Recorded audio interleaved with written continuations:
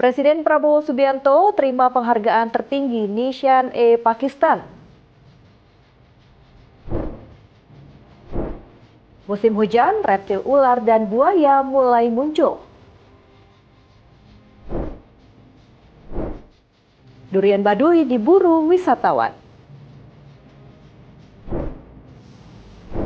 Halo, selamat malam pemirsa setia Berita Nasional TV. Senang sekali Berita Nasional Malam kembali hadir menyapa Anda. Selain 3 berita utama tadi, akan ada informasi lainnya dari dunia politik, ekonomi, hingga isu sosial yang sedang hangat diperbincangkan. Bersama saya, Restu Lendari. Kita langsung saja ke berita utama pemirsa. Presiden Prabowo Subianto menerima penghargaan tertinggi Nishan-e Pakistan dari pemerintah Pakistan. Anugerah ini menegaskan peran strategis Indonesia dalam memperkuat hubungan bilateral dan solidaritas dunia Islam.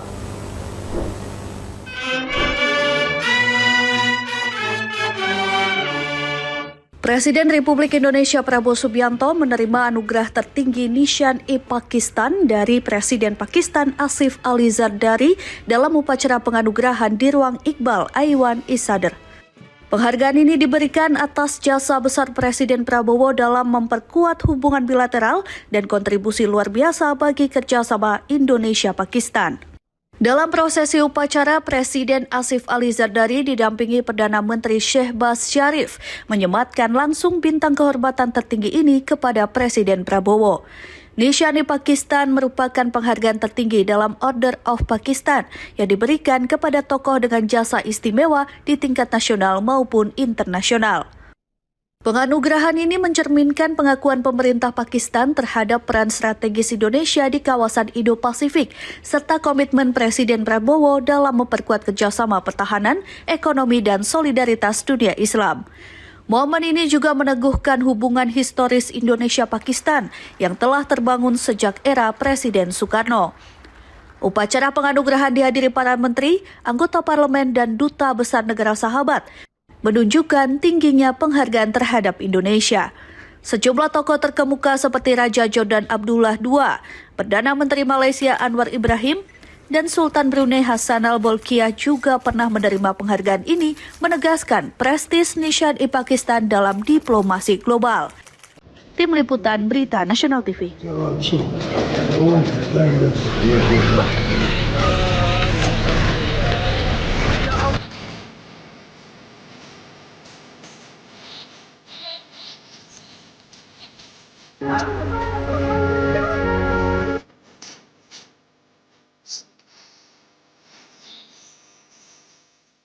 Kita beralih ke informasi terkait bencana Sumatera pemirsa. Deretan kendaraan terlihat memenuhi sepanjang jalan di sekitar Polres Aceh Tamiang.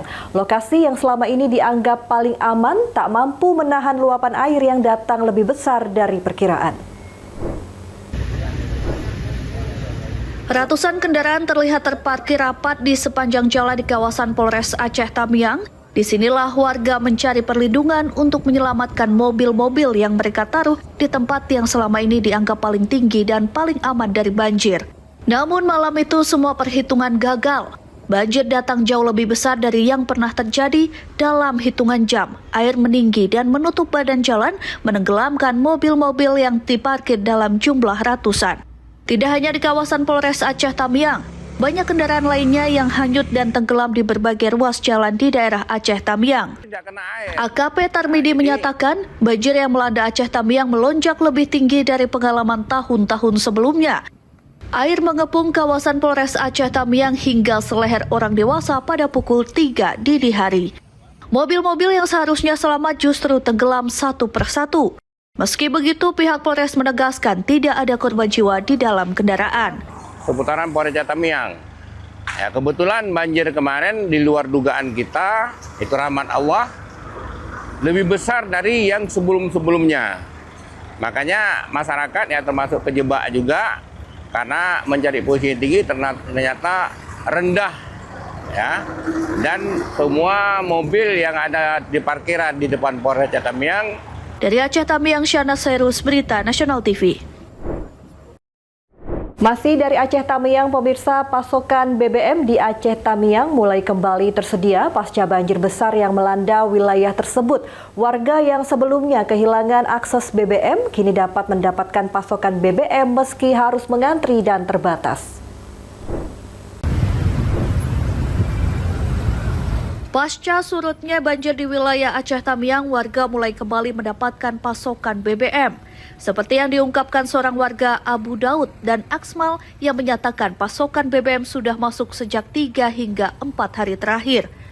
Meski masih terjadi antrian, harga BBM dilaporkan tetap normal. Pembelian dibatasi maksimal 5 liter untuk setiap warga. Namun ketersediaan BBM ini setidaknya memberikan harapan di tengah pemulihan pasca bencana.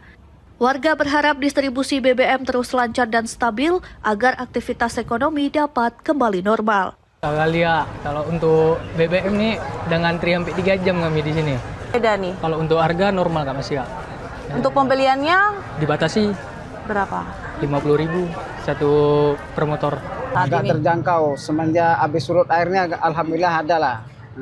Walaupun antrian tapi ada yang bisa diharapkan. Tapi kalau dulu pas air naik nggak bisa diharapkan. Nggak tahu dari mana masuknya. Hanya bisa menangis kami mengharapkan bantuan dari luar. Dari Aceh Tamiang, Syana Sairus, Berita Nasional TV. Pasca banjir bandang dan tanah longsor yang melanda Tapanuli Tengah, Sumatera Utara, kebutuhan logistik bagi pengungsi masih sangat tinggi, terutama di beberapa daerah yang belum terjamah. Merespon kondisi tersebut, anggota DPRD DKI Jakarta yang juga Ketua DPD Baguna DKI atau Badan Penanggulangan Bencana, Hardianto Kenet, turun langsung ke lokasi untuk meninjau dapur umum di daerah Pargaringan, Kecamatan Kolang, Kabupaten Tapanuli Tengah, Sumatera Utara.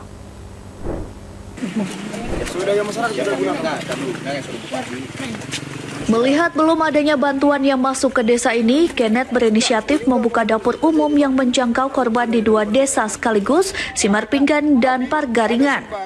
Posko ini nantinya akan melayani masyarakat di daerah tersebut, sehingga masyarakat setiap harinya bisa mendapatkan makan secara gratis di posko ini.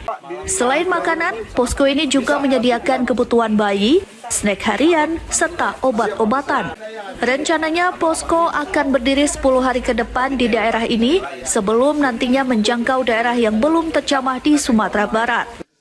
Baguna sendiri merupakan badan penanggulangan bencana yang dimiliki oleh Partai PDI Perjuangan. Badan ini terbentuk atas inisiasi Ketua Umum PDI Perjuangan Megawati Soekarno Putri. Jadi kita memutuskan Baguna PDI Perjuangan DKI Jakarta memutuskan untuk membuka posko di sini karena memang saya kebetulan putra kelahiran Sumatera Utara dan saya sebagai kepala Baguna PDI Perjuangan DKI Jakarta melihat kawan-kawan saya, saudara-saudara saya mengalami musibah, jadi saya tergeraklah. Jadi memutuskan untuk datang ke kebetulan kebetulan Kabupaten Tapteng ini kan daerah yang paling parah ya. Dari Tapanuli Tengah, Natasha Alko, Galuanggara, Berita Nasional TV.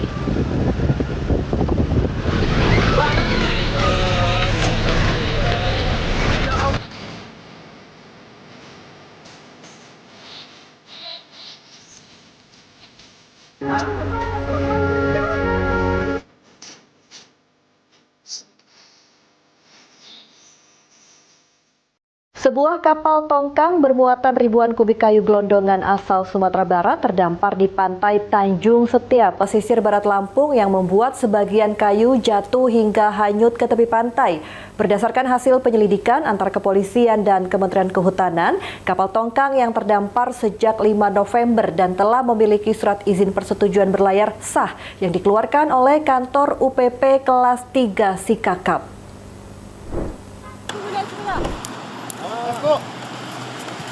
Beginilah kondisi kayu-kayu besar yang berserakan di pantai mengganggu aktivitas nelayan sebab menghalangi perahu untuk menepi.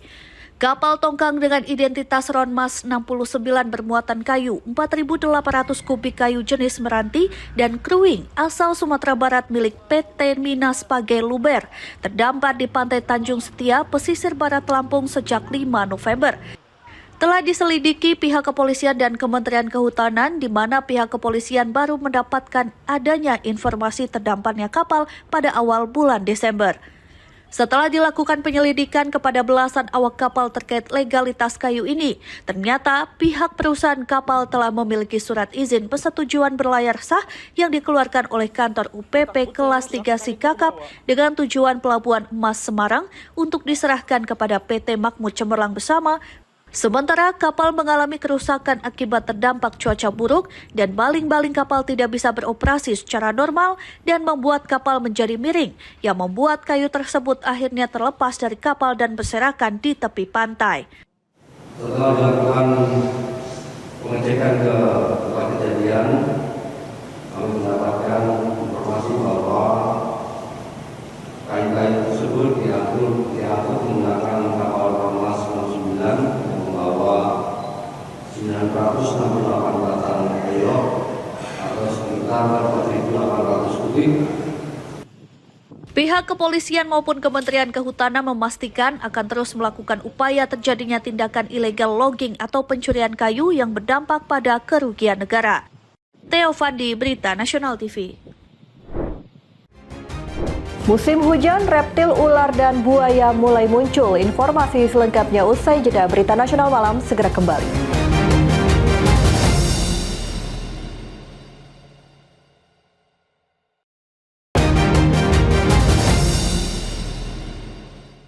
Anda kembali bersama kami di Berita Nasional Malam. Pemirsa, musim hujan dan banjir memicu kemunculan sejumlah reptil di pemukiman warga. Guna mengantisipasi konflik manusia dan hewan, seorang pecinta reptil di Bekasi, Jawa Barat melakukan evakuasi terhadap reptil yang masuk pemukiman warga. Puluhan ular hingga buaya berhasil dievakuasi dari permukiman. Seekor anakan ular sanca mengejutkan penghuni kontrakan lantaran berada di atas daun pintu saat pemilik rumah hendak masuk rumah. Relawan pecinta reptil pun mendatangi rumah kontrakan yang bertempat di Kelurahan Babelan Kota, Kecamatan Babelan, Kabupaten Bekasi. Ular sepanjang 1,5 meter yang melingkar di atas daun pintu kemudian dievakuasi. Meski masih berukuran kecil, ular jenis sanca tersebut nampak agresif saat dievakuasi. Penghuni kontrakan menduga ular berasal dari aliran Kali Bekasi yang mengalami debit air yang cukup tinggi pada 2 hari terakhir. Ini merupakan ular kedua yang berhasil dievakuasi di rumah kontrakannya selama 1 pekan terakhir. Selain di dalam rumah kontrakan, ular juga ditemukan di halaman rumah dengan ukuran yang lebih besar. Yang lihat sih masih, saya buka pintu udah ada dikit. Ada ular? Tasnya iya. Tapi sebelumnya pernah ada ular juga? Ada ular nih, tempat saya tidur. Pas dekat kepala itu, dia yang nangkep juga. Selain mengevakuasi ular dari rumah kontrakan ini, relawan pecinta reptil juga berhasil mengevakuasi 1 ekor anak buaya muara yang lemas terseret banjir. Buaya sepanjang 50 cm tersebut hendak memasuki pemukiman warga. Buaya kemudian dievakuasi untuk dikarantina agar kesehatannya pulih kembali.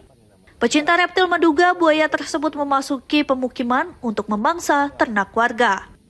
Arus ya, terbawa arus banjir dari muara, karena memang di muara kita tahu juga bulan-bulan ini lagi banjirop.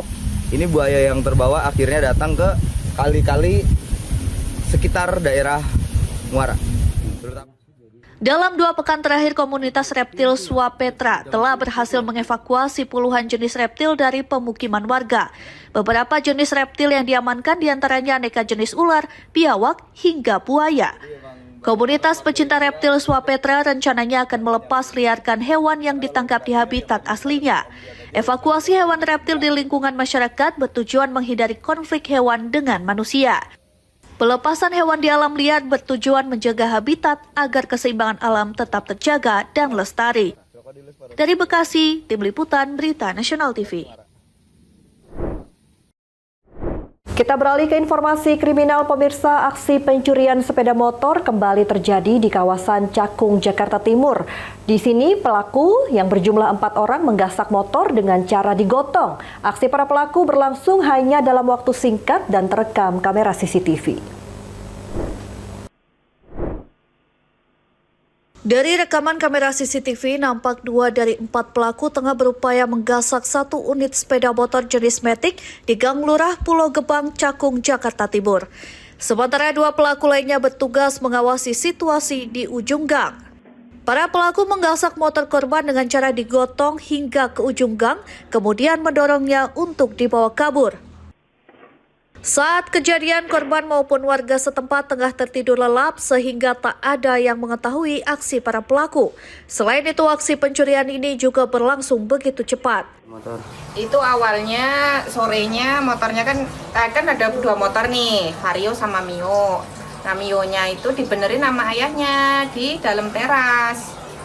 Biasanya tuh Vario-nya ditaruh di teras. Nah, kebetulan capek kali ya suami saya, jadi nggak ditukar. Varionya jadi di luar, Mio-nya yang di dalam. Itu terus kebetulan juga nggak dikunci ganda. Sementara rencananya korban akan melaporkan aksi pencurian sepeda motornya ke petugas kepolisian dan berharap para pelaku cepat ditangkap. Dari Jakarta Timur, Tim Liputan Berita Nasional TV.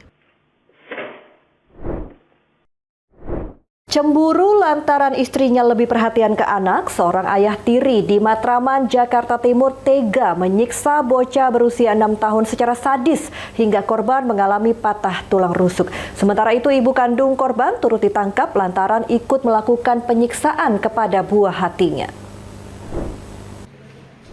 Unit Perlindungan Perempuan dan Anak Polres Metro Jakarta Timur Senin siang menggelar press release terkait penyiksaan anak umur 6 tahun yang disiksa ayah tiri serta ibu kandung. Pasangan suami istri berinisial WK dan OS hanya tertunduk malu usai diringkus Unit Perlindungan Perempuan dan Anak Polrestro Jakarta Timur. Keduanya terbukti melakukan penyiksaan terhadap bocah berusia 6 tahun. Kejadian berawal saat WK yang merupakan ayah tiri dari korban cemburu karena istrinya lebih mengasihi perhatian ke anaknya dibandingkan ke dirinya. Pelaku kemudian tega melakukan penyiksaan menggunakan tangan kosong dan benda tumpul hingga akhirnya korban mengalami luka patah tulang rusuk. Ironisnya, aksi penyiksaan tersebut berlangsung selama 1 tahun terakhir. Selain itu, ibu kandung korban pun turut diringkus polisi lantaran rupanya juga ikut melakukan penyiksaan terhadap anaknya. Yang mana pelakunya adalah ayah tiri dan ibu kandung. Saya ulangi, pelakunya adalah ayah tiri dan ibu kandung. Adapun modus operandi daripada kedua tersangka tersebut, yang bersangkutan merasa cemburu karena ada perhatian yang berbeda, istrinya memberikan perhatian lebih kepada anak korban. Sementara guna mempertanggungjawabkan perbuatannya, kedua pelaku terancam hukuman maksimal 10 tahun penjara dan denda 30 juta rupiah. Dari Jakarta Timur, Tim Liputan Berita Nasional TV.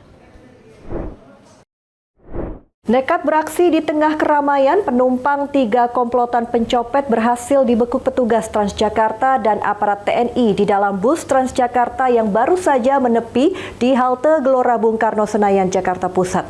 Para pelaku tertangkap basah mencomot ponsel milik seorang jemaat gereja saat akan kembali pulang usai mengikuti ibadah Natal Tiberias di Stadion Gelora Bung Karno.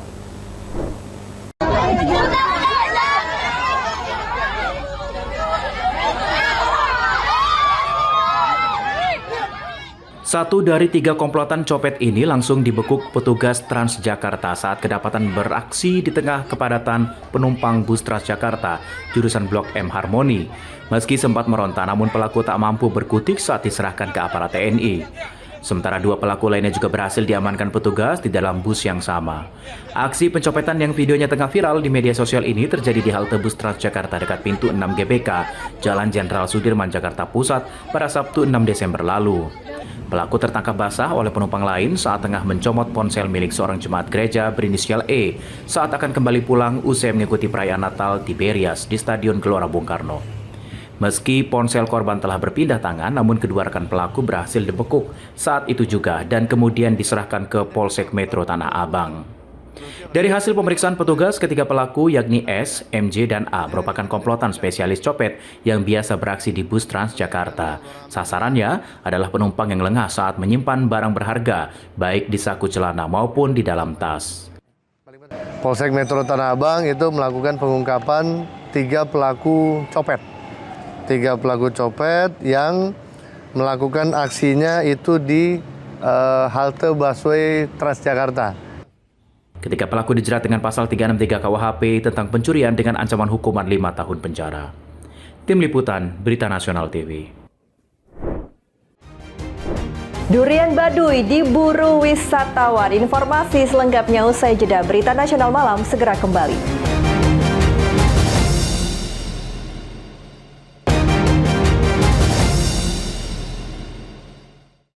Terima kasih Anda masih bersama kami di Berita Nasional Malam. Pemirsa, di tengah hamparan hutan kendeng yang hijau dan tenang, kawasan adat suku Baduy tak pernah kehabisan pesona. Bukan hanya tradisi leluhurnya yang masih terjaga, tapi juga satu keistimewaan musiman yang selalu ditunggu wisatawan. Durian lokal Baduy, si manis legit dari pedalaman gunung. Dan berikut informasi selengkapnya untuk Anda.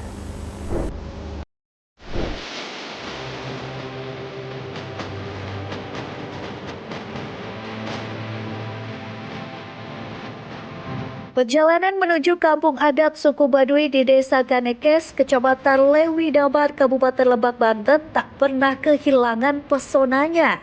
Sejak memasuki kawasan Gunung Kendeng, sejuknya udara pegunungan berbalut aroma hutan menyambut setiap pengunjung. Dan di musim tertentu seperti saat ini, ada aroma khas lain yang menyeruak di antara jalan tanah dan rumah bambu, aroma durian. Sepanjang jalan menuju perkampungan, tumpukan durian lokal Baduy terlihat di atas balai bambu rumah warga. Durian berukuran tidak terlalu besar, tapi warna kulitnya cerah dan aromanya kuat. Para wisatawan bilang, inilah harta tersembunyi Baduy yang selalu dirindukan setiap musim.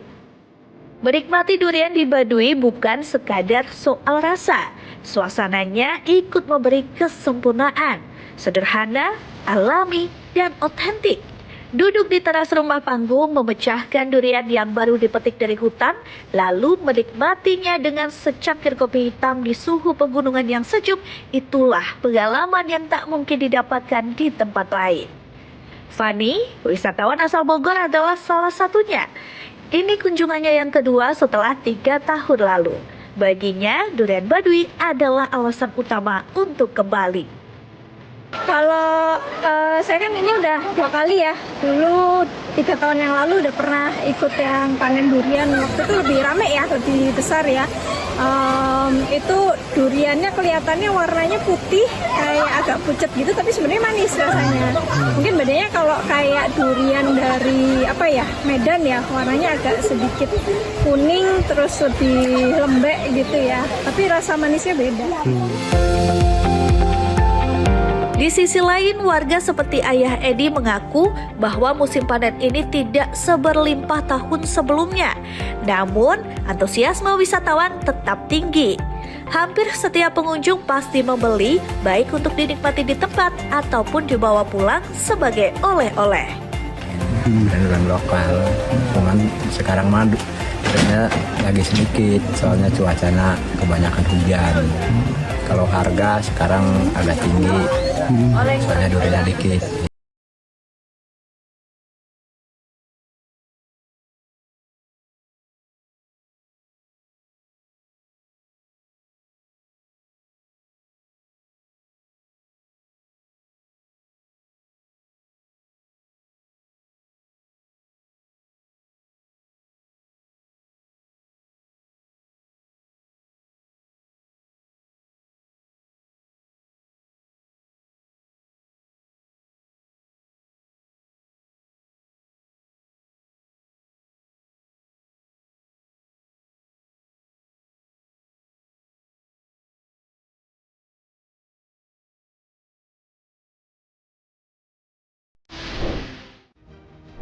Ya pemirsa, informasi durian Baduy tadi sekaligus mengakhiri perjumpaan kita di Berita Nasional Malam kali ini. Saya Restuladari beserta kru yang bertugas pamit undur diri. Selamat malam, selamat beristirahat dan sampai jumpa.